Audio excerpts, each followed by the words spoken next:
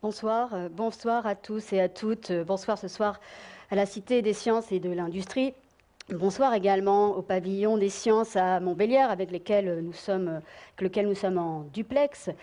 En ce mois d'octobre quasi estival, mois des prix Nobel de médecine, mois également du passage de l'heure d'été à l'heure d'hiver, mois donc rêvé pour évoquer ensemble ce sujet de la chronobiologie, c'est-à-dire l'étude de nos rythmes biologiques dans notre organisme. Longtemps parent pauvre de la recherche, deux généticiens ont été récompensés l'année dernière par le prix Nobel de médecine pour leur recherche concernant cette science. Pour remettre avec nous les pendules à l'heure, ce soir, à ma gauche, Sylvie Royan-Parola. Bonsoir, vous êtes psychiatre, spécialiste du sommeil, présidente du réseau Morphée. À côté d'elle, Annabelle Balesta. Vous êtes chercheuse INSERM en médecine personnalisée et chronothérapie des cancers à l'hôpital Paul Brousse, à Villejuif. Et à Montbéliard avec nous, Étienne Challet, qui est directeur de recherche CNRS à l'Institut de neurosciences cellulaires et intégratives à l'Université de Strasbourg. Bonsoir. Avant de débuter, nous allons nous livrer, comme c'est la coutume, pour ceux qui sont habitués à nos petites retrouvailles mensuelles, nous allons nous livrer à ce qu'on appelle un quiz, c'est-à-dire on commence de manière ludique pour savoir où nous en sommes tous et toutes dans nos connaissances sur le sujet. Et puis, nous verrons avec nos spécialistes tout au long de cette conférence si nous avons été perspicaces. Première question, alors on vote à main levée depuis quelques mois. Avant, nous avions des petits cartons. Maintenant, le vote n'est plus secret, mais comme il n'engage pas réellement notre existence, ce n'est pas très grave. Première question, la synchronisation de l'horloge biologique, se fait-elle essentiellement grâce à la température extérieure? Qu'est-ce qui nous permet de la régler? La température extérieure ou la lumière? Alors, pour la température extérieure, qui a l'impression que c'est une manière de synchroniser cette horloge? D'accord, une personne, très courageuse, bravo. La lumière. Très bien, nous verrons tout à l'heure. Je pense que nous aurons la réponse avant la fin de la conférence, parce que très vite, évidemment, ça sera évoqué. Le rythme circadien, c'est-à-dire le rythme circadien, c'est 24 heures chrono de notre organisme. Est-il endogène, c'est-à-dire généré par notre organisme lui-même, ou est-il exogène, extérieur à l'organisme? Endogène? D'accord, en fait, vous savez tout, pourquoi venez-vous? Exogène? Très bien. Quel est le traitement, troisième question, quel est le traitement de référence en cas de cause du dérèglement du rythme circadien? Si normalement vous avez suivi, vous avez bien répondu à la première, normalement la troisième, bien que, nous verrons ça, peut-être que les réponses ne s'excluent pas, nous verrons. La luminothérapie ou le sport, qui pour le sport? Qui pour la... Oui, quand même. Qui pour la luminothérapie? Qui pour faire du sport en pleine nature? Très bien, merci. Nous verrons ça dans le cours de notre conférence. Nous allons donc à Montbéliard. Nous allons commencer avec Étienne Challet. Bonsoir, Étienne Challet. Je rappelle que vous êtes directeur de recherche CNRS à l'Institut des neurosciences à Strasbourg. Dites-moi, j'aimerais que, avant que nous débutions cette conférence, nous nous mettions d'accord sur une définition scientifique de la chronobiologie. Est-ce que vous pouvez nous... Ce que je n'ai pas fait en introduction, parce que je pensais que vous alliez le faire. Est-ce que vous voulez nous donner quelque chose de très scientifique qui distinguerait la chronobiologie des biorhythmes, par exemple? Parce que j'ai entendu ça dans le couloir en venant. Est-ce qu'on peut faire une différence entre ces deux concepts? La chronobiologie, c'est l'étude des rythmes biologiques, c'est-à-dire les rythmes que l'on peut observer en fonction des saisons, par exemple, pour le rythme saisonnier, ou qu'on peut mesurer à l'échelle de 24 heures, c'est ce qu'on appelle les rythmes circadiens, comme par exemple le cycle veille-sommeil ou le rythme de température. Les biorhythmes, c'est un concept qui est lié à la date de naissance et qui n'a pas de démonstration scientifique, donc je ne vais pas forcément m'étendre là-dessus. Donc ça n'a rien à voir avec notre notion de chronobiologie, on se met bien d'accord. Voilà, tout à fait. C'est totalement différent. C'est 24 heures de notre organisme, d'accord? Ça sous-entendrait qu'en fait, on peut le mesurer et qu'on peut parler d'horloge. Tout à fait. Les rythmes qui sont à l'échelle de 24 heures, ce sont des rythmes qu'on dit circadiens, ça veut dire d'environ 24 heures. Et en fait, ils sont générés, contrôlés par des horloges internes. Alors, quand vous dites d'environ 24 heures, ça veut dire que ce n'est pas tout à fait 24 heures, ça veut dire que les 24 heures de notre organisme ne vont pas l'amble avec les 24 heures que nous impose notre calendrier, notre société? C'est ça. En fait, donc les rythmes circadiens sont générés par des horloges internes qui génèrent un temps interne. Et si on n'est pas sous influence de l'environnement, comme par exemple, ça a été la première démonstration des rythmes circadiens chez l'homme par Michel Siffre au début des années 60, où là il était dans une grotte pendant 2 mois, et il a pu démontrer que sa rythmicité interne était maintenue, mais n'était plus exactement de 24 heures, elle était de 25 heures. Donc chaque jour, il se levait 1 heure plus tard que la veille, parce que son rythme interne est de 25 heures. Et que s'est-il passé quand il est revenu à la surface, exposé à la lumière? Eh bien, il a retrouvé son rythme de 24 heures, parce que son horloge interne s'est resynchronisée à l'environnement, et en particulier à la lumière ambiante. Alors, sans cesse, il va falloir qu'on resynchronise cette horloge, on va le voir, mais vous avez parlé en fait d'une horloge biologique et d'horloge interne au pluriel. Ça veut dire qu'on a plusieurs pendules? Alors, effectivement, sur le plan historique, la première horloge qu'on a identifiée, c'est dans les années 70, c'est une horloge dans le cerveau. Et après, avec les progrès de la science, notamment avec les généticiens dont vous avez parlé, qui ont eu le prix Nobel l'an dernier, qui ont découvert les mécanismes moléculaires de ces horloges chez la mouche, quand on a étudié ces mêmes gènes chez les mammifères, on s'est rendu compte en fait que toutes nos cellules expriment ces gènes d'horloge. Et en fait, donc, chacune de nos cellules contient une horloge moléculaire. Et ces horloges moléculaires sont synchronisées entre elles par le chef d'orchestre qui se trouve dans le cerveau et qui donc est cette horloge qui est remise à l'heure par la lumière. Donc en fait, on parle d'horloge biologique, c'est en fait, on devrait dire, le système circadien qui est un réseau d'horloges moléculaires multiples, présentes dans chaque cellule et dans chaque organe. Où habite-t-il dans le cerveau, ce chef d'orchestre dont vous parlez? Il est dans l'hypothalamus, c'est-à-dire qu'il est à la base du cerveau et il n'est pas très loin de la rétine, en fait, donc des yeux. Et c'est ces rétines qui perçoivent la lumière qui remettent à l'heure cette horloge. Alors, qui perçoivent la lumière, ça veut dire que la lumière est fondamentale quant à la synchronisation de nos horloges. Tout à fait, et notamment à cette horloge principale. Comment ça fonctionne de façon simple, évidemment, mais comment ça fonctionne en fait, cette perception de la lumière et cette influence qu'elle peut avoir sur la synchronisation de notre horloge chef d'orchestre? Alors en fait, la rétine ne sert pas qu'à voir. Comme vous le savez certainement, la rétine sert à la vision, bien sûr, à l'aide des photorécepteurs, qui sont les cônes et les bâtonnets. Mais la rétine sert également à détecter l'intensité lumineuse. Et ça se fait par un photopigment particulier qui a été découvert assez récemment, à l'échelle des découvertes scientifiques dans les années 2000. Cette molécule, ce photopigment, s'appelle la mélanopsine. Elle est synthétisée dans certaines cellules ganglionnaires, c'est-à-dire les cellules qui tapissent le fond de la rétine. Et cette mélanopsine, elle est surtout sensible à la lumière bleue. Donc c'est la lumière bleue qui est la plus efficace pour remettre à l'heure notre horloge. Mais de manière très importante, l'heure à laquelle on perçoit cette lumière va avoir un effet sur notre horloge, parce que selon l'heure à laquelle on perçoit cette lumière, ça n'a pas la même propriété de remise à l'heure, en fait. Par exemple, l'horaire le plus important pour la lumière, c'est le matin, pour remettre à l'heure notre horloge principale. Ça va faire une avance de phase. Quand vous parlez de mélanoxine, est-ce qu'on peut faire un rapprochement avec la mélatonine? Est-ce qu'il y a un rapport entre ces deux instances? Il y a un rapport d'étymologie, mais en fait, ce sont des molécules totalement différentes, si ce n'est qu'elles ont quand même un lien, puisqu'elles sont toutes les deux impliquées dans les rythmes circadiens. Donc la mélanopsine, c'est synthétisé dans la rétine, ça sert à détecter la lumière. La mélatonine, c'est une hormone qui est synthétisée dans une glande que nous avons dans le centre du cerveau, qui s'appelle la glande pinéale. Et cette mélatonine, c'est une hormone qui est synthétisée toutes les nuits, chaque nuit, et qui nous aide à dormir, en fait.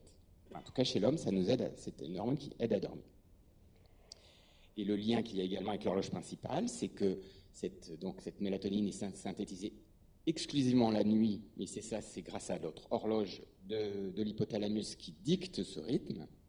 Et en retour, la mélatonine rétroagit sur cette horloge. Qu'est-ce qui se passe justement quand nos nuits ressemblent à nos jours?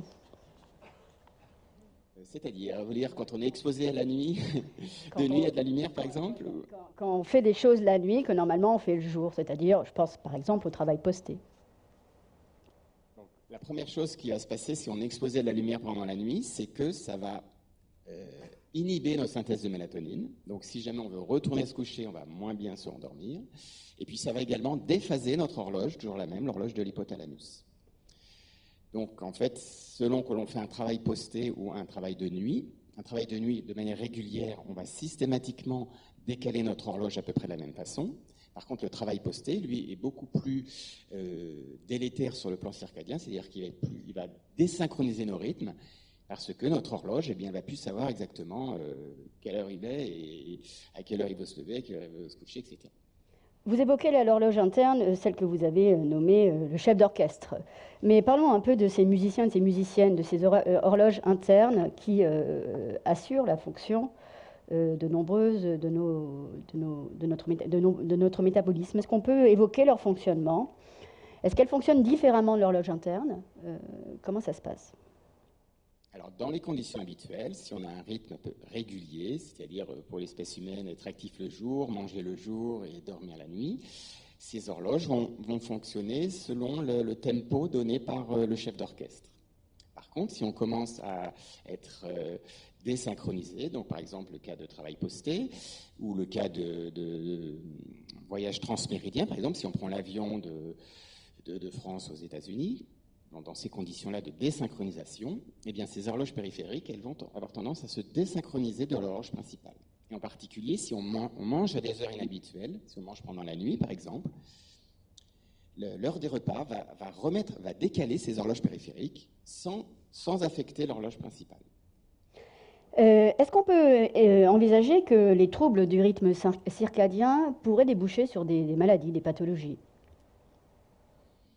Alors oui, effectivement, les conditions de désynchronisation à long terme, donc ça a été bien montré chez les animaux, ça a été aussi montré, ou en tout cas suggéré par des études épidémiologiques chez l'homme, enfin dans l'espèce humaine, du personnel en travail posté notamment, à long terme.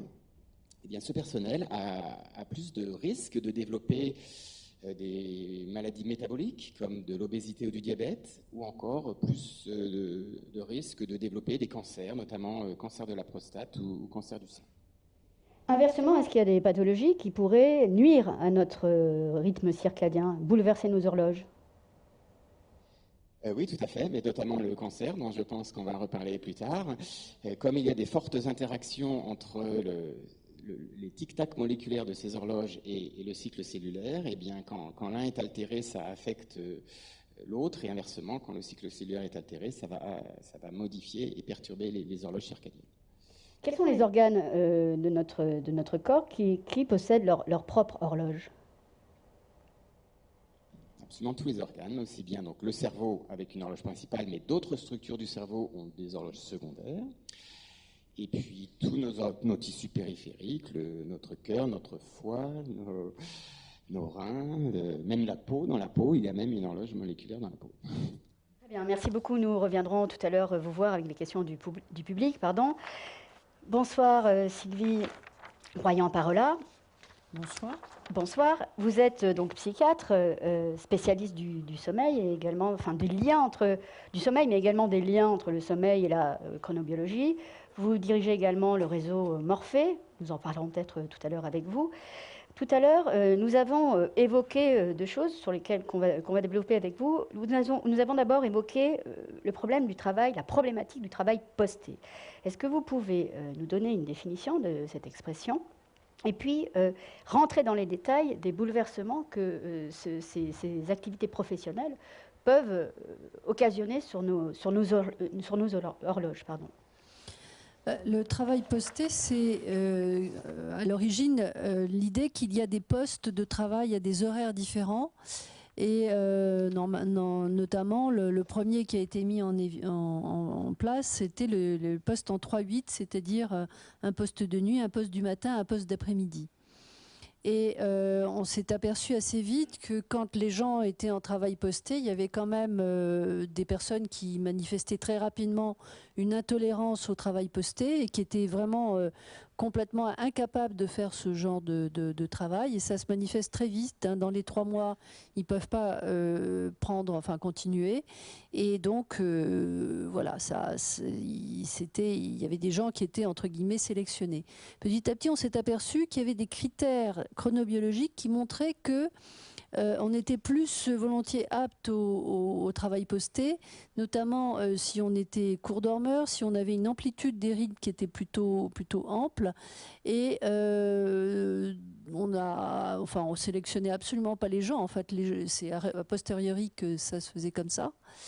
Et on s'est rendu compte qu'un certain nombre de personnes qui étaient en travail posté, au bout d'un certain temps, pouvaient manifester des signes d'intolérance au travail posté, qui se manifestaient tout d'abord par des troubles du sommeil, notamment quand ils devaient dormir après une nuit, donc dans la journée. Et la prise de somnifères était une des premières caractéristiques qui montrait que les personnes n'étaient plus du tout capables de gérer leur sommeil par elles-mêmes et qu'elles étaient obligées artificiellement de faire appel à une aide. Ce travail posté, d'autre part, est accompagné, comme l'a dit M. Chalet, de pathologies qui ont été mises en évidence déjà dans les années 70-75. On a commencé à voir qu'il y avait plus de gens qui avaient des problèmes de poids, puis des problèmes cardiovasculaires aussi, et globalement aussi des troubles intestinaux beaucoup plus fréquents chez eux. Et les cancers, ça a été plus tard qu'on s'est rendu compte qu'il y avait un lien avec plus de cancers dans cette population-là. Donc c'est vraiment le fait de se désynchroniser pose un réel problème parce que d'abord le sommeil est toujours beaucoup plus court quand on est en travail posté et quand on dort de jour que quand on a un sommeil normalement régulé. Et puis effectivement, c'est à chaque fois un stress pour l'organisme que de s'adapter au changement d'horaire. Vous avez commencé en disant certaines personnes. Est-ce que ça voudrait dire que nous avons chacun et chacune un rythme qui nous est propre ? Oui, on a chacun un rythme qui est propre, puisque au travers des horloges, on s'est aperçu que d'une part, les besoins de sommeil sont différents selon les gens. On parle toujours de 8 heures de sommeil, mais c'est une moyenne. Vous avez des gens extrêmes qui dorment très peu et d'autres qui dorment beaucoup. Le minimum étant autour de 4-5 heures, ce qui est vraiment pas beaucoup, alors qu'on peut physiologiquement dormir que 11 heures avoir besoin de 11 heures par nuit, ce qui là pour le coup est beaucoup. Et vous avez des gens du matin qui sont plutôt lève-tôt, couche-tôt, et puis des gens du soir qui sont au contraire couche-tard, lève-tard. Entre les deux, vous avez une grosse majorité de gens qui sont intermédiaires, qui sont pas vraiment du matin, pas vraiment du soir. Et ça correspond à des gènes d'horloge très particuliers qui ont été mis en évidence d'abord chez la mouche et puis qui ont été retrouvés chez l'homme. Est-ce que ça veut dire que ces gens qui sont ni lève-tôt, ni lève-tard, comme vous le disiez, sont plus adaptables à ce fameux travail posté ? Ça dépend. En fait, on s'est aperçu que globalement, les gens du soir avaient plus de tolérance dans cet entraînement. Et dans la mesure où les prises de poste se faisaient toujours d'une manière ascendante, c'est-à-dire qu'on passait d'un poste de nuit à un poste du matin, puis après un poste d'après-midi. Ça, c'est des choses qu'on a appris au fur et à mesure. C'est pas toujours respecté d'ailleurs dans les entreprises, mais ça a été montré sur le plan de la recherche. Après, vous avez des différences individuelles qui sont liées à beaucoup d'autres choses, qui ne sont pas qu'un problème de rythme. Les personnes seules vont plus facilement se caler dans ce style de rythme. Dès qu'il y a un rythme avec une vie de couple, ça commence à être déjà un peu plus difficile. Et dès que les enfants arrivent, c'est encore plus difficile. Donc c'est là qu'on voit des moments de rupture aussi. Et puis bien sûr, les personnes sont beaucoup plus fragiles quelque part. Donc dès qu'il y a une surcharge, que ce soit un stress professionnel, que ce soit une difficulté de la vie, eh bien, on va être dans une situation beaucoup plus à risque quand on est en travail posté que quand on est dans un travail tout venant, disons. Vous évoquiez l'autre jour d'un système de compensation, une notion de compensation qui pouvait atténuer la difficulté du travail posté. Est-ce que vous pouvez évoquer ces exemples que vous me donniez? L'exemple, par exemple, des 3-8, si jamais ça nous arrange parce qu'on peut s'occuper des enfants, ou même des journalistes du matin.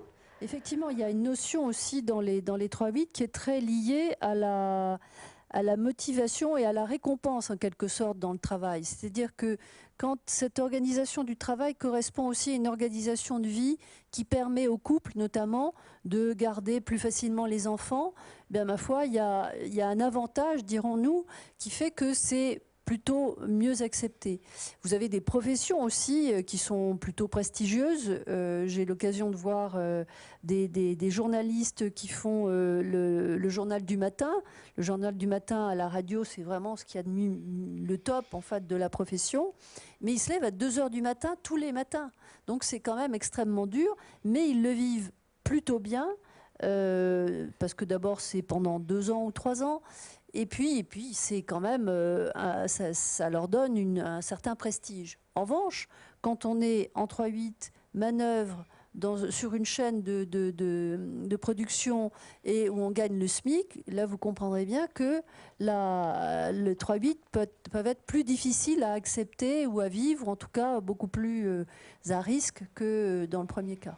Sauf si on les a choisis pour s'ouvrir une passion, pour s'entraîner pour le Tour de France, par exemple, l'après-midi, ou pour élever ses enfants. Il y a des gens qui, en 3-8, se disent, finalement, j'ai plus de temps, ce qui est complètement faux, hein, mais qui ont une deuxième activité, que ce soit de loisir ou un moyen pour arrondir les fins de mois.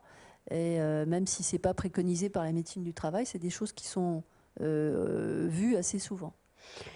Quand on se décale, d'accord, et quand nos horloges sont perturbées, est-ce qu'il y a une façon... Alors, comment on les resynchronise? Est-ce qu'il y a des activités qui nous permettent de les resynchroniser? Alors, le sommeil, en fait, et la notion même de chronobiologie, ça veut dire qu'il y a un ordre temporel dans notre organisation, dans l'organisation du corps. Et plus cet ordre va être respecté, plus on sera bien, à la fois en termes de fonctionnalité, donc d'efficience, à la fois physique, intellectuelle, etc., mais aussi de fonctionnement du tube digestif, de fonctionnement du sommeil, fonctionnement du cœur, etc.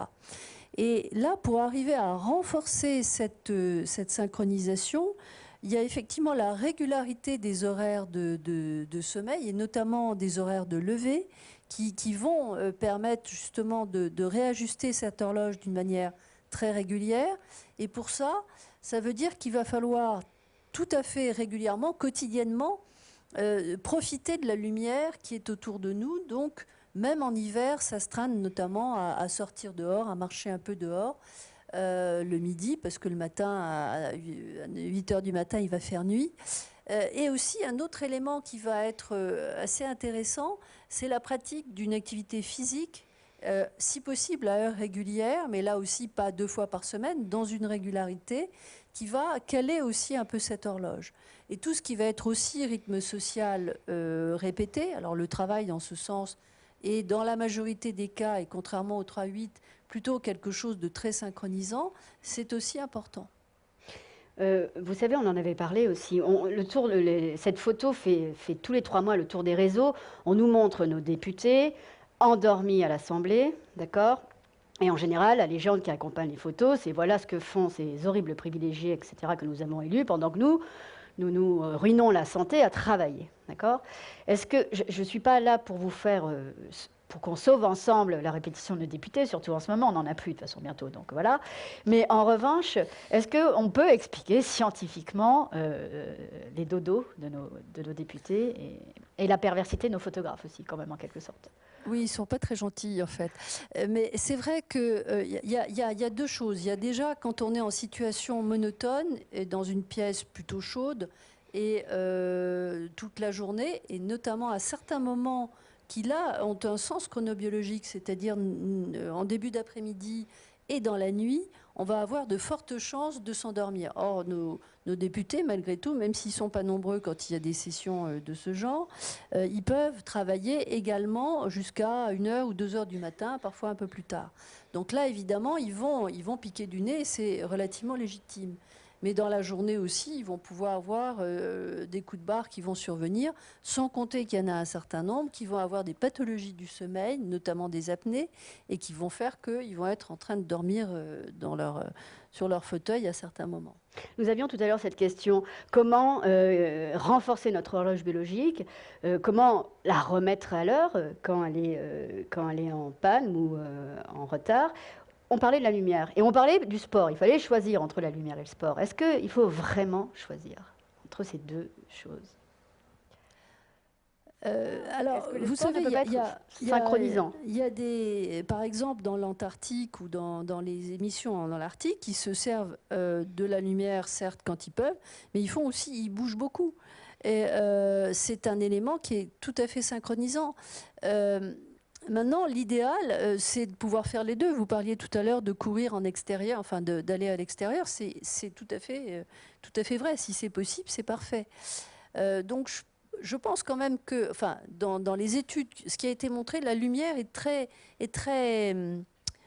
efficace très rapidement sur l'horloge. Il y a des expériences qui sont anciennes maintenant, qui ont montré qu'un pulse lumineux dans la soirée va décaler les horaires d'endormissement et les horaires de lever, alors qu'un pulse le matin va avoir l'inverse, ça va avancer les horaires de sommeil. Donc on se couche, on s'endormira plus tôt et on se réveillera plus tôt. Avec le sport, c'est beaucoup plus dans la régularité. Et ça joue probablement un peu comme un repère horaire qui va venir aussi entraîner toute une série de changements dans le corps parce qu'on est en train de faire du sport, un exercice physique assez soutenu. Et puis sûrement le déclenchement de certaines hormones qui vont être bénéfiques. Oui, bien sûr, mais ça entraîne une activation cardiaque, ça entraîne une sudation, ça entraîne beaucoup de choses en cascade qui sont autant sur le plan physiologique des éléments forts qui vont pouvoir donner, si c'est répété, une espèce de marque horaire à l'organisme qui va se caler aussi là-dessus. Merci beaucoup, Dr Rayan Barola. On reviendra tout à l'heure avec les questions du public. Bonsoir, Annabelle Balesta. Vous êtes chercheuse à l'INSERM en médecine personnalisée et en chronothérapie des cancers à l'hôpital Paul Brousse, Villejuif. On va commencer par une question un peu générale, mais est-ce que finalement cette chronobiologie ne pourrait pas petit à petit nous amener à pas une nouvelle branche, mais à une nouvelle possibilité d'exercer la médecine, à une chronomédecine? Bah oui, c'est d'actualité. Donc notre sujet de recherche, c'est la chronothérapie. Donc qu'est-ce que ça veut dire chronothérapie? Ça veut dire qu'on va en fait adapter le traitement au rythme biologique du patient sur 24 heures. Comme on vient de voir, l'ensemble des grands systèmes qui régulent l'organisme ont des rythmes sur 24 heures. Donc, concrètement, on est dans des états différents selon l'heure de la journée. Donc, on peut s'attendre à réagir différemment à un traitement et en particulier à l'administration d'un médicament. Donc, c'est vrai pour différents types de pathologies. Et nous, on s'intéresse à l'hôpital Paul Brousse un peu plus au cancer. Et c'est particulièrement intéressant pour le cancer parce qu'en fait, les tissus cancéreux perdent leur horloge biologique. C'est ce qu'on appelle un hallmark of cancer, c'est-à-dire un signe qui nous fait dire que ces cellules-là sont bien cancéreuses, c'est-à-dire qu'elles vont être dérégulées donc à différents niveaux. Donc normalement, comme disait Étienne Chalet, au sein d'un même organe, on a des cellules qui sont synchronisées entre elles. Et au sein du tissu cancéreux, en général, on voit plutôt, au moins dans les tumeurs avancées, on voit des désynchronisations, c'est-à-dire que les cellules, si elles ont encore des rythmes, de toutes les façons, elles ont plus la même heure. Et donc ça veut sûrement dire qu'elles échappent au contrôle de l'horloge dans le cerveau. Et puis, on peut imaginer aussi des horloges qui vont plus vite, des horloges qui vont moins vite. Voilà, toutes les possibilités sont là. Et donc, nous, ce qui nous intéresse, c'est d'arriver à en fait, tirer profit de cette différence temporelle entre le tissu cancéreux et le tissu sain. Pourquoi? Parce qu'on sait que les traitements anticancéreux ont souvent sont cause de grandes toxicités, donc des toxicités qui sont graves, qui parfois amènent à arrêter le traitement. Donc c'est encore un sujet d'actualité que d'arriver à limiter les toxicités notamment des médicaments anticancéreux donnés actuellement. Donc en fait, si je vais jusqu'au bout du raisonnement, l'idée c'est de se dire, bon, les cellules cancéreuses ont un rythme, on va dire, anarchique. Les cellules saines, au contraire, ont un rythme disons facile à mesurer. Et donc ça veut dire que concrètement, sur la journée, il va y avoir des moments où elles vont être plus sensibles et des moments où elles vont être moins sensibles. Donc ce qu'on veut, c'est donner le médicament au moment où les cellules saines sont le moins sensibles. Donc là, on va espérer diminuer les toxicités. Et pour le cancer, bon, là, les réponses sont relativement différentes selon la pathologie. Si je cite, donc nous, on s'intéresse beaucoup au cancer colorectal. Donc on a fait c'est Francis Lévy, le clinicien avec qui je travaille, a fait des essais cliniques qui ont montré qu'en fait, administrer les mêmes médicaments à la même dose, mais à des horaires préférentiels, permet de diviser par 5 le nombre de patients qui développent des toxicités graves. Et en fait, dans cet essai clinique qui compte à peu près 800 patients, ont permis de doubler l'efficacité antitumorale du traitement. Et si je continue encore dans l'histoire, en fait, on s'est quand même aperçu que c'était un peu plus compliqué que ça, parce qu'on a des grandes différences hommes-femmes. Donc en fait, dans cet essai clinique, les hommes ont beaucoup plus bénéficié que les femmes de la chronothérapie. Et parce qu'en fait, ce qu'ont fait les cliniciens, c'est qu'ils ont pris des expériences chez des souris mâles et ils ont transposé ces expériences pour obtenir les heures optimales d'administration chez l'homme. Et en fait, on s'est aperçu que chez les souris femelles, c'était pas la même chose. Et donc malheureusement, les femmes ont reçu les médicaments à des heures qui leur correspondaient pas. Et quand on a fait après coup récemment, on a fait une étude sur un des médicaments et on s'est aperçu que donc c'est l'irinotecan, qui est un des médicaments qui est actuellement utilisé contre les cancers digestifs. On s'est aperçu que les hommes avaient une meilleure heure une heure de meilleure tolérabilité le matin, plutôt vers 5 heures du matin, alors que les femmes, c'était plutôt vers 13 heures, donc début d'après-midi. Et en fait, 5 heures du matin, c'était même une des pires heures pour les femmes. Donc voilà. Est-ce qu'on sait expliquer scientifiquement d'où viennent ces différences? Alors non, c'est un grand sujet de recherche en ce moment. Par exemple, la dernière conférence de chronobiologie aux États-Unis, il y avait toute une session sur les différences hommes-femmes en chronobiologie.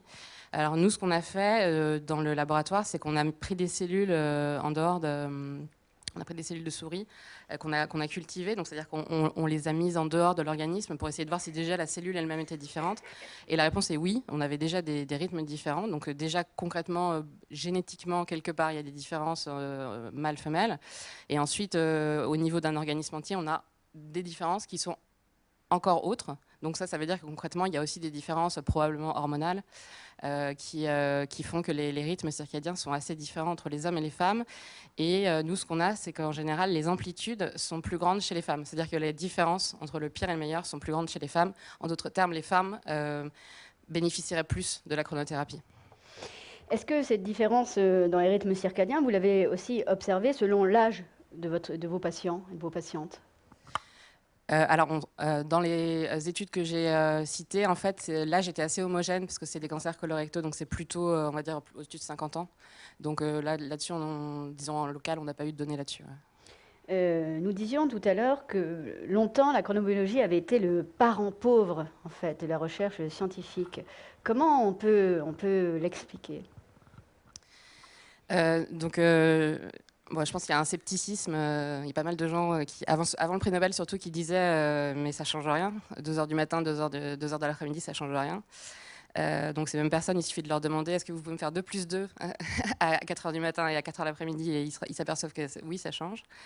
Et donc ça, c'est une première chose. Et la deuxième chose, disons un peu plus liée à la pharmacologie, c'est que quand on s'intéresse à optimiser un traitement, donc la prise d'un médicament ou la prise de plusieurs médicaments, on a déjà beaucoup de variables. Donc on a quel médicament on va utiliser, on a quelle fréquence, toutes les semaines. Et donc du coup, si on rajoute à quelle heure de la journée, le problème est très complexe. Et donc cette complexité demande des outils adaptés, en l'occurrence les outils d'intelligence artificielle, de mathématiques, qui sont eux très récents. Disons que les outils en soi ne sont pas si récents que ça, mais le fait de les appliquer à la biologie et à la médecine, ça c'est extrêmement récent.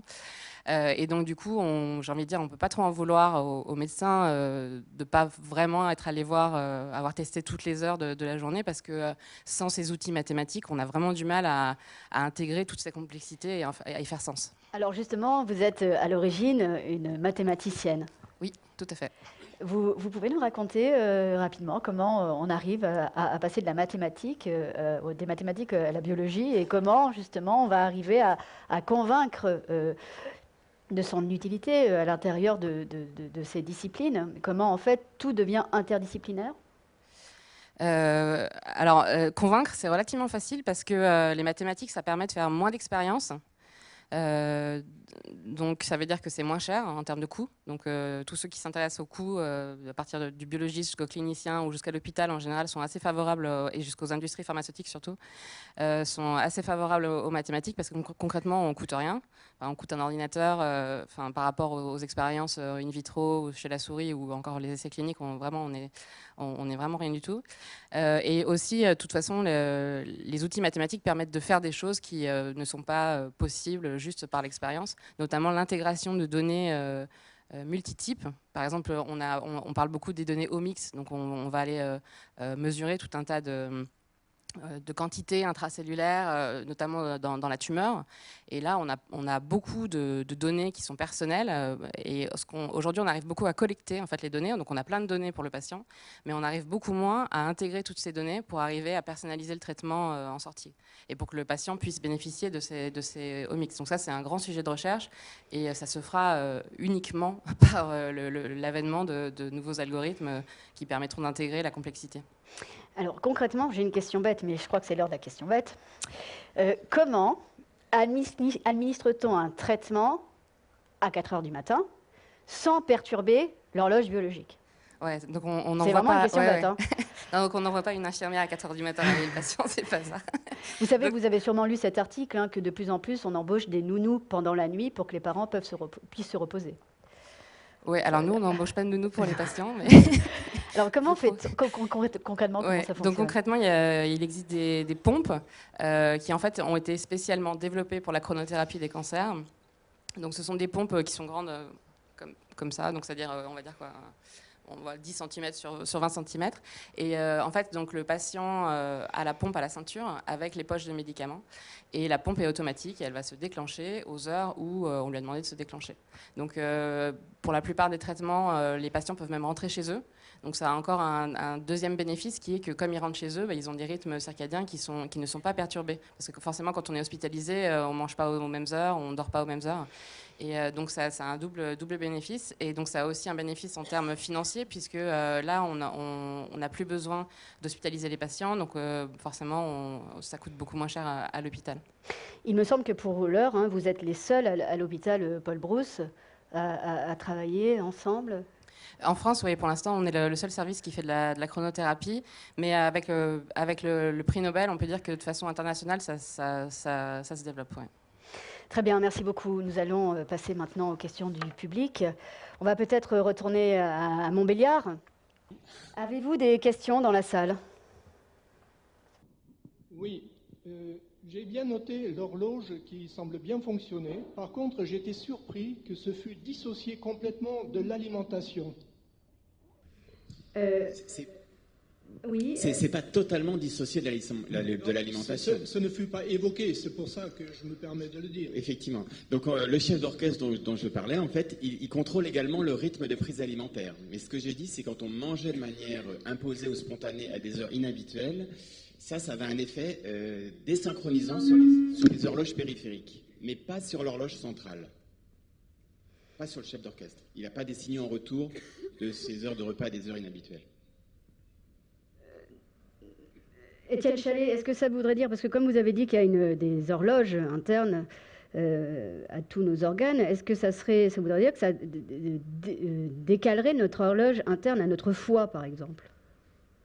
Tout à fait. Le foie ça a été la première étudiée d'ailleurs dans ce contexte.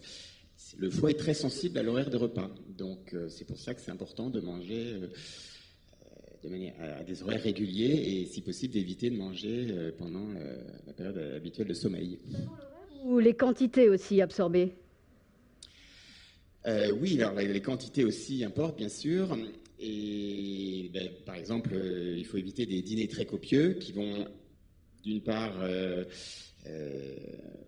entraîner un sommeil un petit peu difficile, et puis ça va aussi favoriser la mise en réserve de l'énergie ingérée. Est-ce que vous avez ici un complément au sujet de l'alimentation, des horloges biologiques?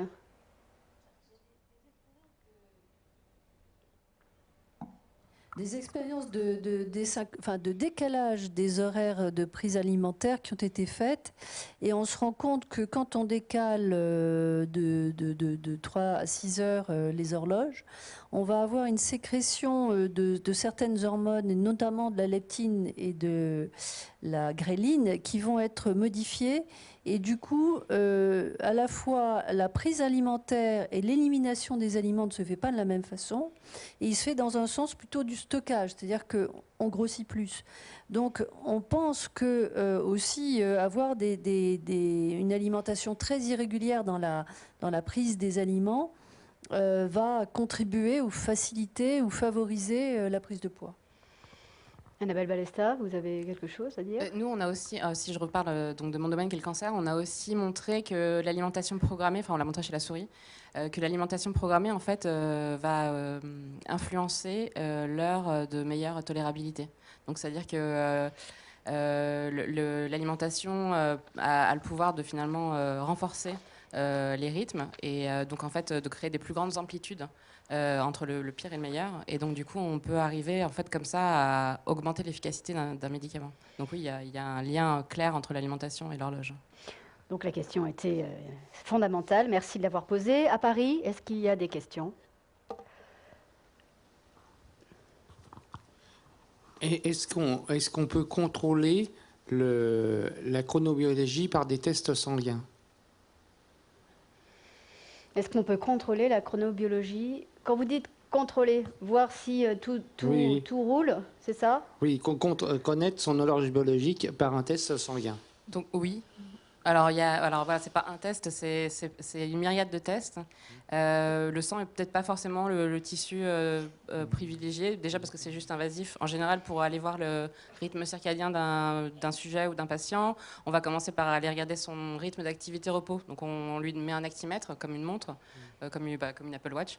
Et puis comme ça, on va aller regarder à quel moment il est actif, à quel moment il ne l'est pas. On peut aller regarder la température de surface.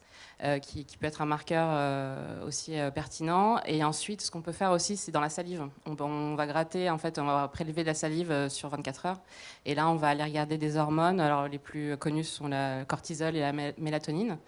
Et dans le sang, on peut également aller voir la mélatonine et le cortisol. Et on peut aussi même aller voir les cellules du sang. Et donc là, on peut aller faire tout ce qu'on veut comme omics, par exemple le transcriptomics, qui est c'est une étude qui va aller regarder les ARN messagers. Et en fait, en ce moment, on a même un sujet assez à la mode, c'est d'arriver à déterminer l'horaire de l'horloge d'une personne avec un seul prélèvement. C'est-à-dire qu'on connaît l'heure du prélèvement. Voilà, j'ai prélevé à 14 heures. Est-ce qu'on est capable avec ça de prédire en fait l'horaire de l'horloge du patient? Et ça, c'est encore des mathématiques.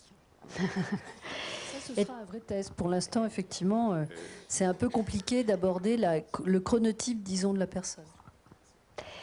Étienne Chalet, est-ce qu'il y a des questions à Montbéliard? Oui, j'aurais bien aimé savoir le lien, enfin, du moins comment on peut appeler ça, la synchronisation de l'horloge avec les rythmes scolaires. Et justement aussi la luminosité dans les salles de classe ou là où les enfants apprennent.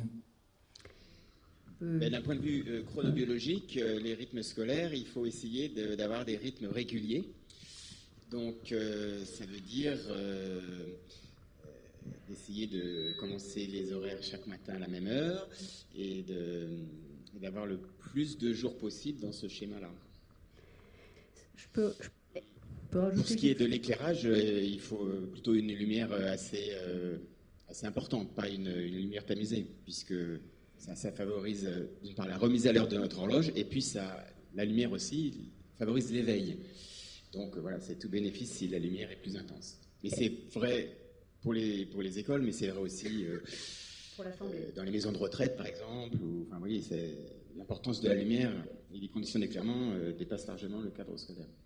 Étienne Chalet, vous dites que c'est important, en fait, en gros, si je comprends bien, que les enfants commencent tous à la même heure, tout le temps, d'accord? Que ce soit réglé, on commence à 8 ou à 9 ou à 10. N'y a-t-il pas des enfants, des étudiants, si j'ai bien compris, il y a des lève tôt, il y a des lève tard, est-ce que les étudiants sont tous égaux et égales face à cette régularité-là? C'est à moi que vous posez la question. Oui, effectivement, là, je répondais pour le monde, enfin pour le primaire et plutôt le secondaire. Enfin, et encore, c'est vrai que les adolescents ont spontanément des rythmes qui se décalent du côté du soir, et donc ce sont des couches tard et des lèvres tard. Donc, effectivement, pour eux, ça c'est notamment dû au problème de la puberté, enfin au changement lié à la puberté, notamment les changements hormonaux. Et du coup, peut-être que pour eux, effectivement, ce serait souhaitable de commencer un peu plus, enfin moins tôt le matin, disons. Mais ça, il y a peut-être des questions pratiques de planning qui dépassent mes compétences. Le fait d'être lève tôt, lève tard, est-ce qu'on le décide très tôt dans l'âge ou c'est quelque chose qu'on remarque plus tard? Alors, il y a effectivement des enfants chez lesquels on peut voir des petits-enfants de 8-10 ans qui commencent à être plutôt couche-tôt et d'autres qui sont plutôt couche-tard. Mais c'est surtout après l'adolescence que vraiment la typologie se précise.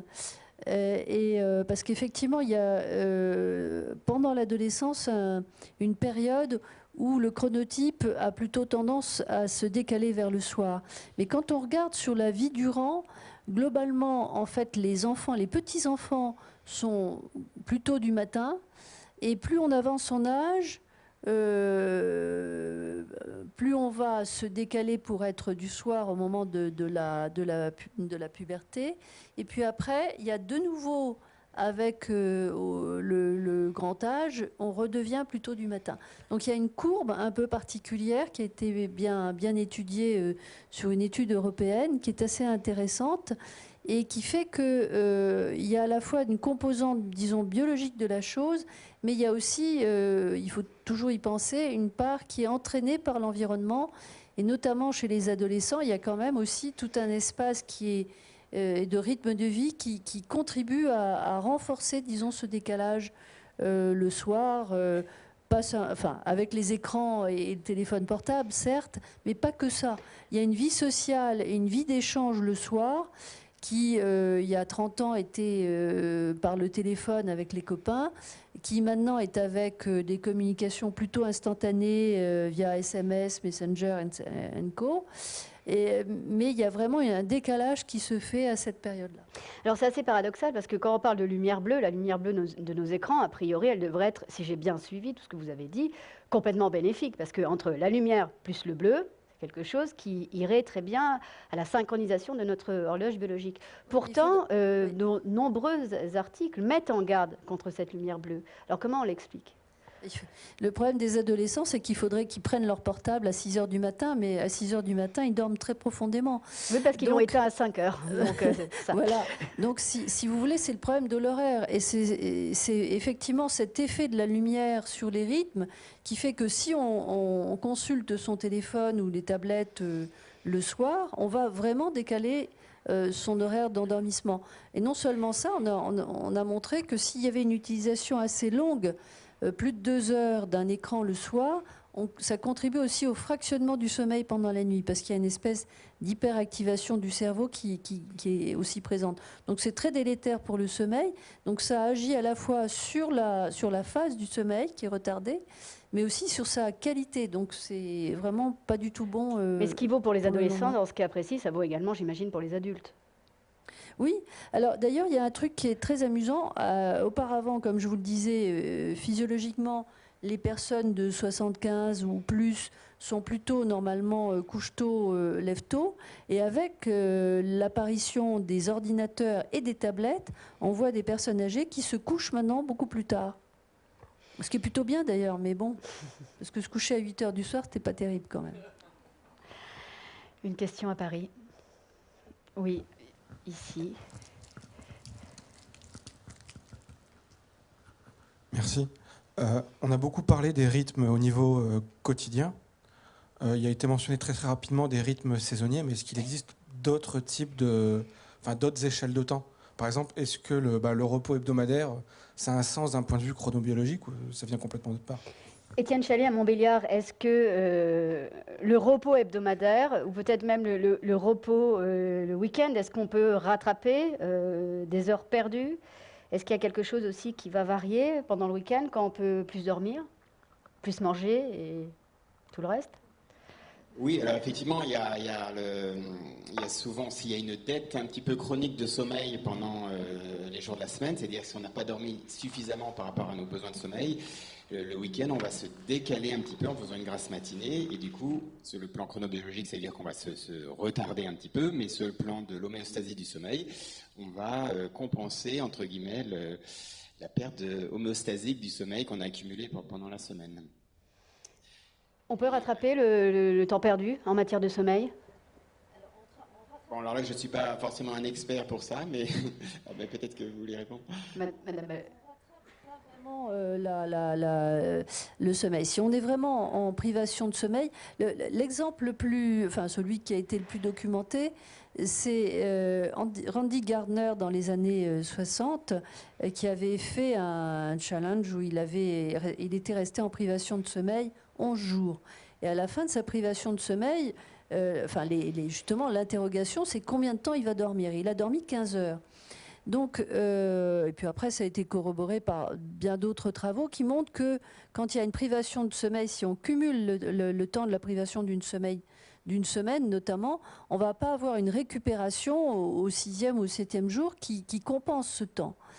En revanche, ce qu'on introduit si on se lève très tard le week-end, c'est un décalage horaire. Et si on introduit un décalage horaire important, non pas les 2 heures de grasse mat qui sont, si je puis dire, tout à fait physiologiques et acceptables, mais si vous vous décalez 6 heures plus tard, vous introduisez en fait un stress au niveau de votre organisme qui fait que le lundi et le mardi et le mercredi, même parfois, il va y avoir encore une fatigue extrêmement importante parce que vous allez devoir accuser le coup de ce décalage horaire, de ce Paris-New York que vous avez fait le week-end. Donc ça, il y a toujours un équilibre entre l'homéostasie et la partie chronobiologique. Il faut qu'il y ait un compromis entre les deux et qu'on tire pas trop d'un côté ou de l'autre parce que de toute manière, c'est pas bon. Annabelle Ballesta, est-ce que quand on s'occupe justement de ces traitements, est-ce qu'on observe quelque chose? Parce qu'on peut être malade, mais tout de même continuer à faire les grasses matinées le week-end et peut-être faire la fête. Est-ce que ça a une importance par rapport à... Alors oui, ça a une grande importance. Donc en fait, on a fait des études chez les patients cancéreux. On a mesuré les rythmes tout simplement des patients cancéreux, donc activité repos.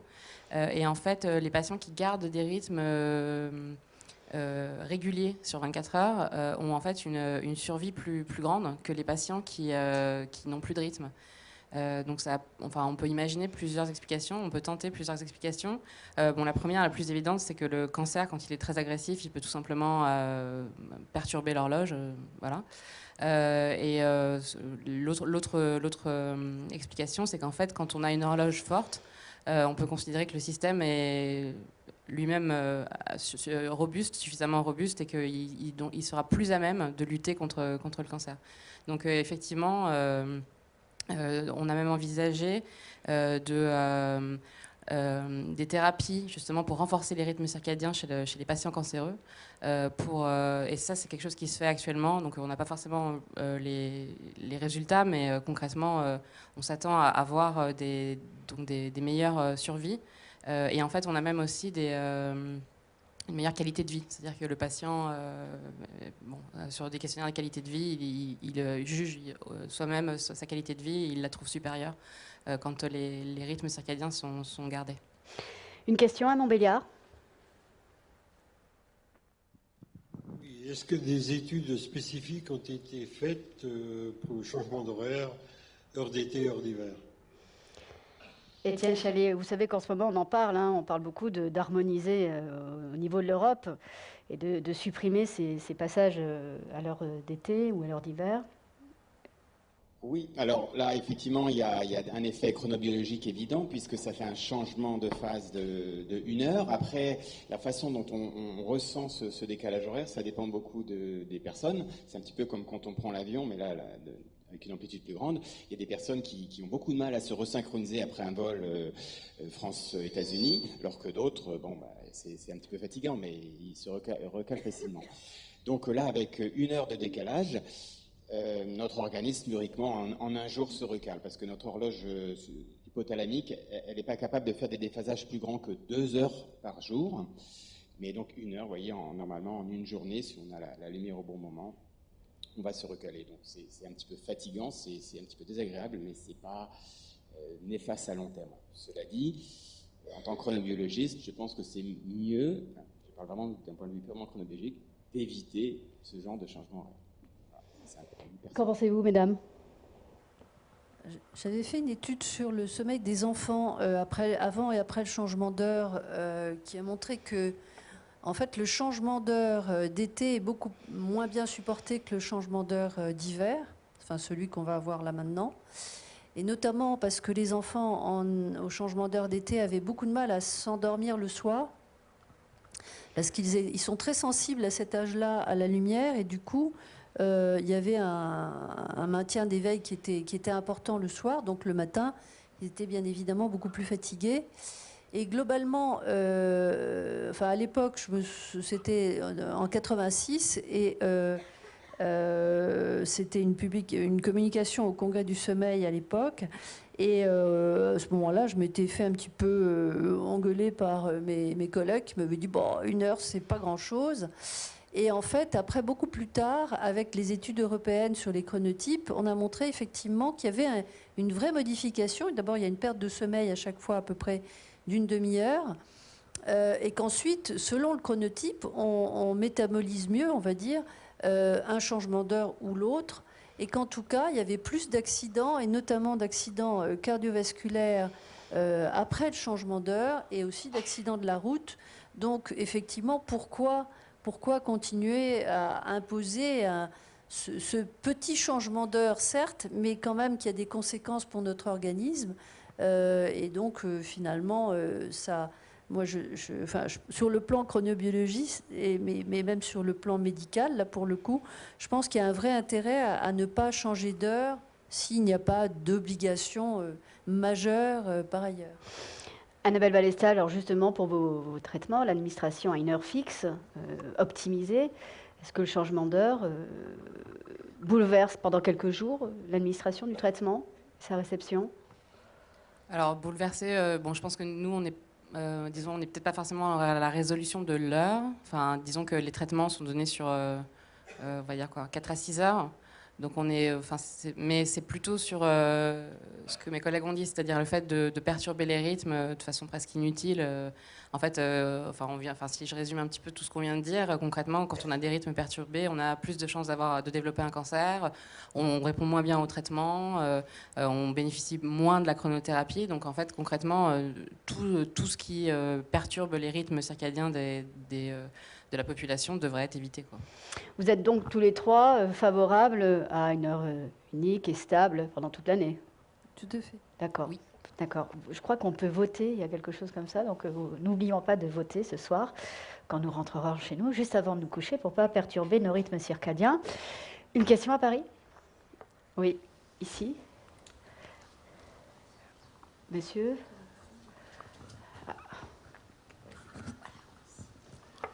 Oui, bonsoir. Je me suis laissé dire que ce qui était particulièrement dommageable, c'est des rythmes circadiens complètement déstabilisés. Bon, on se couche tôt, on se couche tard, que c'était ce qui était le plus dommageable. Mais si on a un rythme circadien régulier, qui est complètement original, je prends un exemple, vous vous couchez très régulièrement, tout le temps, à 4-5 heures du matin, vous vous réveillez très régulièrement à midi, vous dormez très bien, bref, vous avez simplement décalé, on va dire, de 6 heures votre rythme circadien. Petit avantage annexe, c'est que vous ne faites qu'un seul vrai repas par jour, puisqu'évidemment, en milieu de journée, vous prenez un petit déjeuner, et le repas du soir, vous le prenez, peu importe l'heure, mais comme vous le prenez au moins 6 heures avant de vous coucher, c'est pas du tout dommageable. Donc vous ne mangez véritablement qu'une fois par jour. Bon, ça, c'est peut-être un avantage, peut-être pas, mais est-ce que ça n'est pas, comment dire, beaucoup moins dommageable, ce genre de vie? Il faut pouvoir le faire, évidemment, c'est plutôt pour les gens qui dont le travail le permet, des seniors ou des gens à la retraite. Mais est-ce qu'il n'est pas plus facile? Est-ce que ce genre de rythme est dommageable? Alors que quand on passe de l'un à l'autre, les 3-8, c'est évidemment dommageable. Vous l'avez montré et on comprend fort bien pourquoi. Mais dans ce cas-là, la régularité est toujours là. Une réponse, des réponses. Je crois que vous insistez sur quelque chose qui est vraiment important, c'est la régularité des rythmes dans lequel tout ce système d'horlogerie qu'on a du cerveau jusque dans notre corps peut être conservé. Donc probablement, même s'il n'y a pas d'études, là pour le coup, on n'a pas des études sur de grandes populations dans ce rythme-là, on peut penser que ça peut fonctionner. Il y a des personnes, hein, notamment dans le monde du spectacle, qui sont un peu sur ce mode-là et qui fonctionnent très bien. Maintenant, est-ce qu'ils ont moins de cancer, moins de maladies cardiovasculaires ou plus de maladies cardiovasculaires? On n'en sait rien. Il y a aussi, par exemple, est-ce que de vivre la nuit tout le temps, c'est-à-dire en fait ne dormir qu'à 8h ou 9h du matin, donc dans la journée, et être réveillé complètement la nuit, est-ce que ce serait un problème? A priori, je pense que ce n'est pas un problème en soi, mais c'est effectivement les changements qui posent problème, parce que ça demande un réajustement de l'horloge qu'elle ne peut pas faire immédiatement, donc ça entraîne nécessairement une désynchronisation au moment des changements. Donc il y a peut-être d'autres modèles. Alors il y a eu des essais de sommeil polyphasique. Je ne sais pas si vous avez regardé un petit peu ce genre de choses. Il y a des personnes, parce que ça n'a pas été étudié en dehors du sommeil des navigateurs solitaires, qui a été un peu plus approché pour voir un peu ce qui se passait. Ça n'a pas été étudié d'une manière vraiment scientifique, mais il y a des gens qui ont fait des expériences personnelles qu'ils ont relatées, dans des bouquins ou ou sur Internet, où ils essayent de dormir moins, et on arrive apparemment à dormir moins si on fait 4 à 6 grandes siestes dans la journée, pour dormir par exemple 4, 5, 6 heures par 24 heures, mais pas plus. Mais ce qu'ils notaient tous, qui était intéressant, c'est que c'était extrêmement rigide au niveau des horaires. C'est-à-dire que si la personne ne pouvait pas dormir à 14 heures et qu'elle dormait à 14h30, elle était complètement crevée. Donc, quand, par exemple, il y en avait un qui relatait un sommeil qui était sur 4 heures, et il avait des siestes de 20 minutes et une grande période de 2 heures. Eh bien, s'il ratait une de ces siestes, là, c'était épouvantable. Donc, vous voyez, il y a vraiment cette notion de régularité qui est probablement très importante et qui vient, là encore, probablement fonctionner en duo avec l'homéostasie, qui fait qu'on peut tirer sur la corde sur la durée de sommeil si on a un chronos qui est extrêmement rigide. Et inversement, on peut se permettre d'être dans un chronos un peu plus laxiste si on dort beaucoup par ailleurs. Mais bon. Peut-être aussi cette compensation qu'on évoquait l'autre jour, du plaisir ressenti à créer. Vous parliez des gens du spectacle. Je pense à une musicienne qui ne se couche qu'au lever, c'est Martha Argerich, qui joue très bien et Schubert et Rachmaninoff, qui est en rémission de son 2e cancer. Bon. Mais peut-être que, justement, le fait que la créativité, le plaisir soit là, dans ce moment-là, puis une forme de solitude nécessaire à la création, vient peut-être compenser. Je pense que la notion de plaisir est probablement quelque chose de très important. Je pense à Michel Jouvet, qui était un grand neurophysiologiste lyonnais, qui a travaillé sur la privation de sommeil, et qui a fait tous ses travaux sur le chat, et qui racontait que le chat, quand on le prive de sommeil par le test de la piscine, c'est-à-dire il est sur un petit îlot entouré d'eau, où il peut juste être assis, dès qu'il commence à dormir, il tombe dans la piscine, c'est stressant. Eh bien, à ce moment-là, oui, c'est horrible, hein, mais la privation de sommeil va conduire rapidement à la mort, parce qu'il y a une dimension de stress. En revanche, quand il caressait ses chats dès qu'ils voulaient dormir, et qu'il les empêchait de dormir en les caressant, il disait que les chats pouvaient ne pas... Enfin, pendant des mois, ça pouvait se passer comme ça. Il l'a jamais publié, il me l'a dit, mais je ne sais pas si c'est vrai. Mais en tout cas, le plaisir peut compenser probablement beaucoup de choses quand il y a des situations un peu extrêmes. C'est un chat de Corée du Nord, votre chat, dites-moi, rassurez-moi, parce que ça n'existe pas ailleurs. Je ne sais pas. Une question à Montbéliard, s'il vous plaît. On m'a passé un petit papier parce qu'elle n'ose pas poser la question. On a justement évoqué la sieste, qui est de plus en plus recommandée dans toutes sortes de magazines et même dans les entreprises. A-t-elle vraiment un impact soit positif, soit négatif sur la chronobiologie? Tienne Chalet. Je ne suis pas la meilleure personne pour répondre à ça. Je pense qu'en tout cas, chez les personnes âgées qui ont déjà une baisse d'amplitude des rythmes circadiens qui est liée à l'âge, tout simplement, donc qui ont un sommeil nocturne qui est de pas très bonne qualité et une tendance à une somnolence diurne. Moi, je dirais, mais je ne travaille pas du tout chez l'humain, je pense que sur le plan purement chronobiologique, il faut mieux éviter la sieste, en tout cas la limiter à une très courte durée pour ne pas pour avoir un meilleur sommeil nocturne. Mais je crois que je préfère laisser ma collègue Sylvie Royan répondre à cette question. La sieste, si on sort de cette idée de, comme vous avez dit tout à l'heure, de sommeil de polyphasique, d'accord, l'intérêt de la sieste. Il y a un rythme vraiment, pour le coup, très ancré dans notre organisme, avec un creux circadien qui est bien sûr autour de 3 heures du matin pour le sommeil prédominant, mais un autre qui est effectivement entre 13 et 15 heures selon les gens. Le problème de la sieste, c'est que c'est aussi... ça a évolué en fonction d'une dimension culturelle. C'est-à-dire que nos sociétés très tournées vers la productivité considèrent que le sommeil dans la journée, c'est quand même du temps perdu.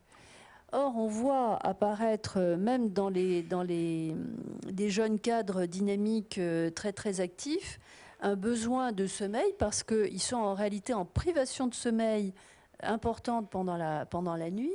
Et donc, le simple fait de pouvoir redormir un quart d'heure, 20 minutes dans la journée va leur permettre de retrouver une productivité tout à fait intéressante du point de vue de l'entreprise. Et alors après, il y a une dimension culturelle qui fait que, par exemple, dans les pays asiatiques, le sommeil n'est pas du tout vécu de la même façon. Et si vous vous endormez en société, voire en conseil d'administration, vous ne serez pas la risée de tout le monde. Les gens vont penser que si vous dormez, c'est parce que vous en aviez besoin et que vous allez être au contraire très productif après. Et donc c'est tout à fait respecté, alors qu'essayez de faire ça en France. Et vous allez voir le regard goguenard et très rieur de vos collègues quand vous allez vous réveiller. Vous parlez des pays asiatiques, mais parlons par exemple des pays méditerranéens, quand dans certaines régions d'Espagne, par exemple, la sieste commence à 14 heures et se termine à 19 heures, 2 heures avant l'absorption de tapas et de sangria. Alors, comment ça se passe? Est-ce qu'on peut penser, par exemple, à la manière de Montesquieu, d'accord, qu'il y a une théorie des climats, mais aussi qu'il y a des chronotypes selon les pays, les rythmes de vie? En Espagne, bon, ça se perd quand même, même au niveau culturel.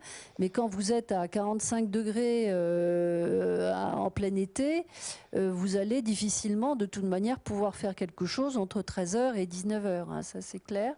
Mais ils sont couchés très tard et ils sont levés très tôt. Est-ce qu'il y a quelque chose qui est observé là sur le plan des pathologies? Est-ce qu'il y aurait des gens, des peuples, à cause du climat et à plein d'autres choses, qui développeraient des maladies qui ne sont pas développées ailleurs parce que justement le rythme circadien peut être bouleversé? Ou est-ce que là, il y a une autorégulation de l'horloge biologique? Oui, Annabelle Balesta, dites-moi. Puis on reviendra avec le docteur Rayan Parola. Donc, en fait, je pense que la clé, c'est l'adaptation à l'environnement. Donc, c'est-à-dire que la base, pourquoi est-ce qu'on a cette horloge? On pourrait se demander pourquoi on a cette horloge. C'est pour arriver à utiliser notre énergie de façon optimisée pour faire fonctionner notre organisme. Donc, en fait, ça va nous permettre d'anticiper sur les besoins de la journée. Donc, l'intestin va se réveiller un peu plus tôt que nous, voilà.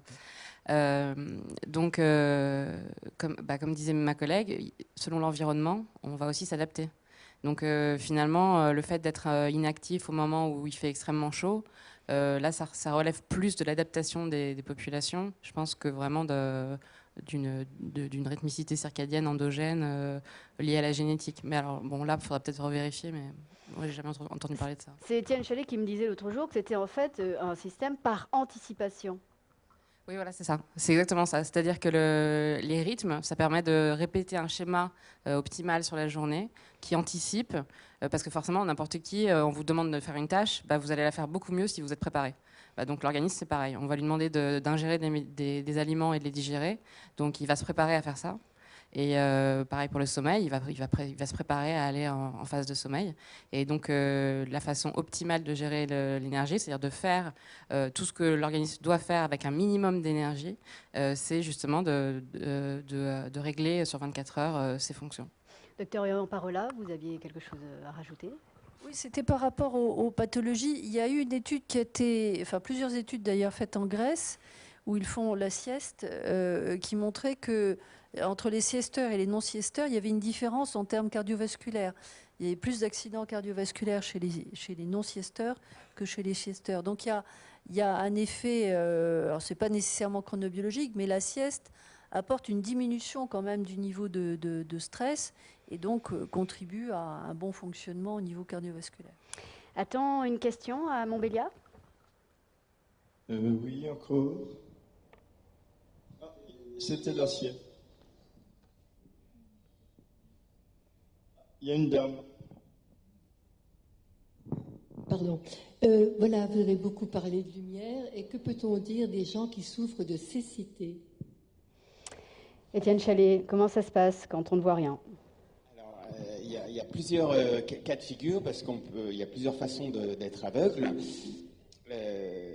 On peut ne plus percevoir d'image, mais avoir quand même la rétine qui est toujours présente. Et dans ce cas-là, la rétine, donc, comme je l'ai expliqué, elle va quand même être capable de détecter la lumière s'il reste ces cellules dont j'ai parlé, les cellules ganglionnaires qui synthétisent la mélanopsine. D'accord ? Donc on peut être aveugle, mais quand même, sans en avoir forcément conscience, percevoir la lumière et donc avoir une horloge du cerveau qui est remise par la lumière, remise à l'heure par la lumière. Par contre, si on n'a plus du tout de globe oculaire, eh bien là, il y a deux cas de figure en gros. Soit on va vivre selon son propre rythme, comme l'expérience de Michel Sipe dont je parlais qui était dans sa grotte. Donc on va vivre selon son propre rythme. Donc si par exemple on a une période endogène qui est de 25 heures, eh bien chaque jour on va se lever 1 heure plus tard que la veille. Mais éventuellement, par d'autres facteurs synchroniseurs que la lumière, donc si par exemple on a une activité physique régulière, on a déjà évoqué qu'elle pouvait agir sur le rythme, si on a une régularité d'interaction sociale, si on a des heures de repas à heure fixe, éventuellement dans ces conditions, on va pouvoir garder un rythme d'à peu près 24 heures. Mais c'est pas forcément. Et par la mélatonine aussi, pardon, excusez-moi, j'oubliais. Donc c'est cette hormone qui est synthétisée par la glande pinéale. Si on la prend tous les jours à la même heure, on va également pouvoir synchroniser ces rythmes à 24 heures si on y arrive. Une question à Paris ? Ici.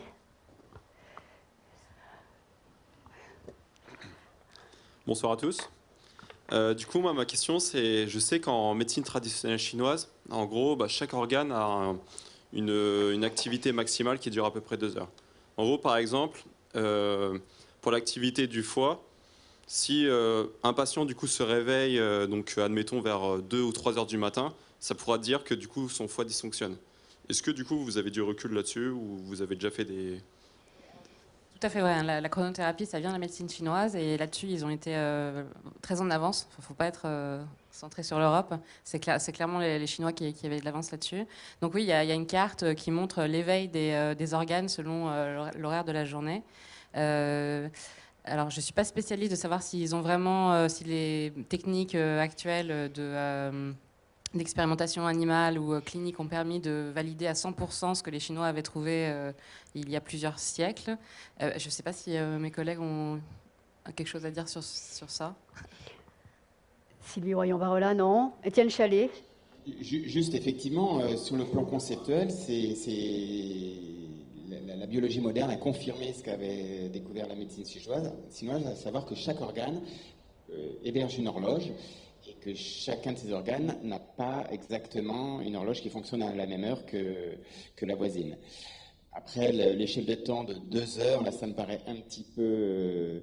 par rapport à ce qu'on sait, c'est que nos horloges fonctionnent sur 24 heures, donc il y a à peu près, je ne sais pas, 6 heures de période d'activité maximale, 6 heures de chaque côté de valeur intermédiaire, et puis 6 heures à peu près de repos. Vous voyez. De 2 heures, là, ça me paraît un petit peu trop drastique comme mesure.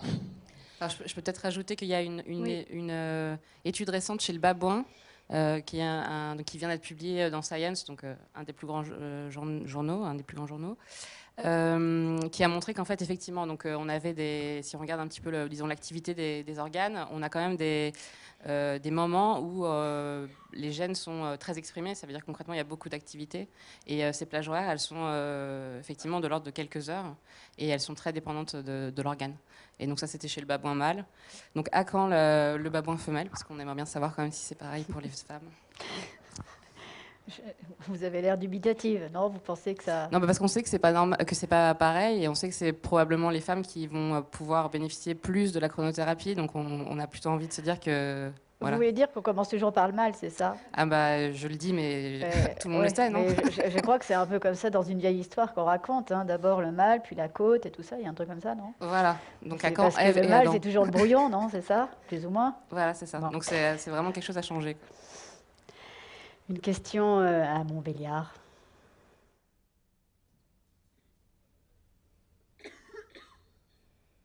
Non. À Paris, alors. Sûrement, monsieur, devant, ici. Merci.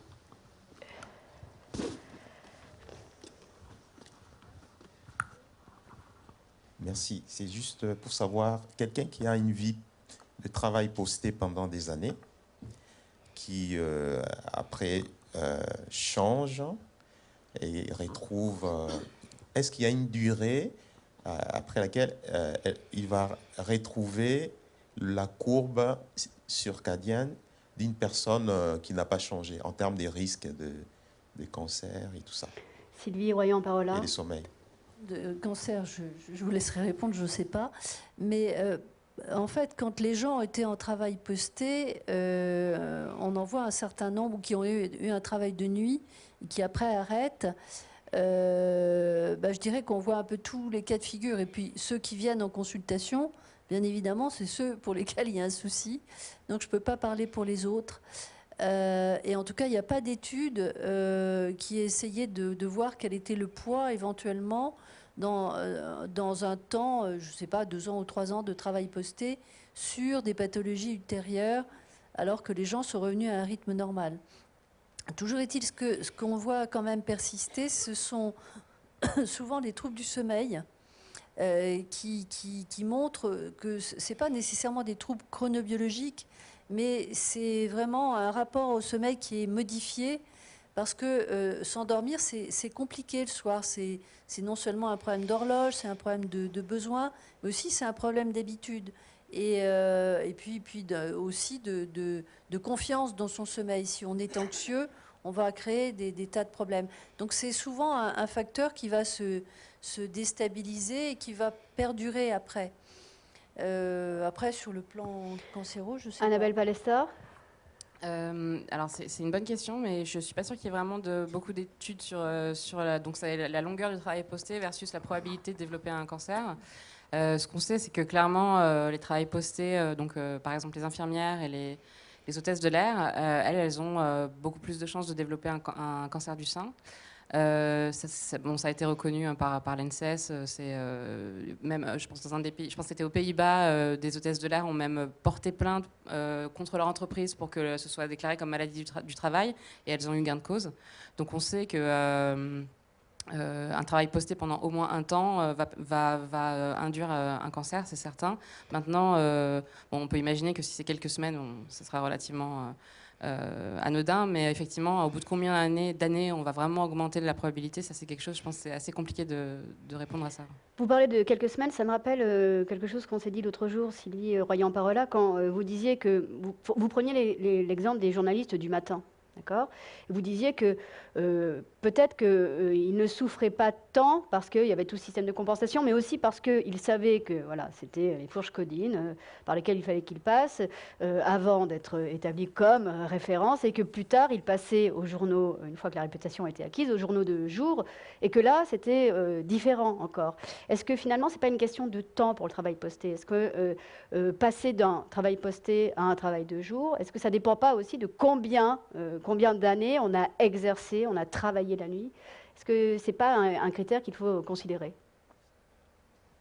Je crois que c'est très compliqué comme élément parce que on voit bien que c'est dans une perspective de vie avec des tas de choses qui vont jouer sur comment on tolère le poste en question, les compensations qui peuvent exister, les événements de vie qui vont apparaître. Pourquoi on a finalement arrêté? Est-ce que c'était programmé? C'est-à-dire, oui, on sait que c'est pesant pour vous, donc c'est un peu ce qu'on fait pour les journalistes du matin. On leur dit, ce sera un poste pendant 2 ans ou 3 ans, pas plus longtemps. Donc du coup, ils savent qu'après, ça va être de nouveau leur rythme normal.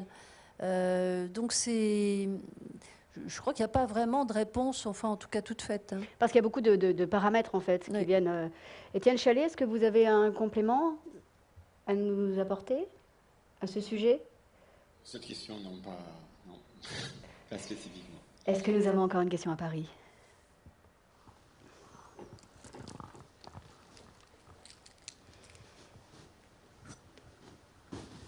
Est-ce qu'il y a une différence entre les cycles circadiens hommes-femmes? Alors oui. Donc oui, il y a d'énormes différences, à peu près à tous les niveaux. Alors tout à l'heure, on parlait du fait qu'en fait on se décale, par exemple, les rythmes se décalent vers le matin à partir de l'adolescence jusqu'à disons quand on est plus âgé. Là, par exemple, les hommes et les femmes vont se décaler à des vitesses différentes. Et d'ailleurs, certains disent que c'est pour ça que les femmes se mettent avec des hommes plus âgés. C'est parce que les rythmes circadiens sont... c'est pas moi qui le dis. Et quand elles se mettent avec des hommes plus jeunes, qu'est-ce qui se passe en fait? Parce que certaines, quand même. Ouais, c'était juste mieux de se réveiller ensemble, c'est ça le concept. Et bon, soit. Non, mais sinon, la partie scientifique est vraie. Hein. Les femmes se décalent plus doucement.